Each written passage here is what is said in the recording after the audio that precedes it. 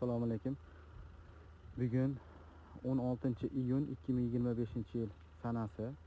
Ushbu loyiha Biznes rivojlantirish banki hamkorligida Andijon viloyati Izboskan tumani Manguberdi MF 94-K sonli konturda amalga oshirilmoqda. Bu yerda kungaboqar o'simligi ekilgan, maydon hajmi 10 gektar yerni tashkil qiladi. Uzunligi 500 metr, bo'yiga 200 metr.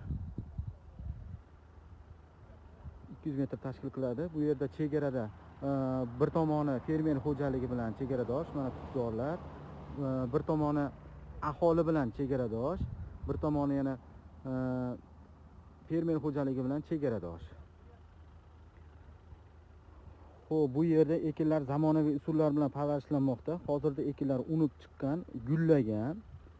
Ekinlar yetishtirish 3 oy davom etadi. Yetishish jarayonida sug'oriladi, tabiiy mineral o'g'itlar bilan oziqlantiradi. Ushbu loyihaga 68 ta dehqon xo'jaliklari biriktirilgan. Har bir dehqon uchun o'rtacha 15 so'tdan yer maydoni to'g'ri keladi.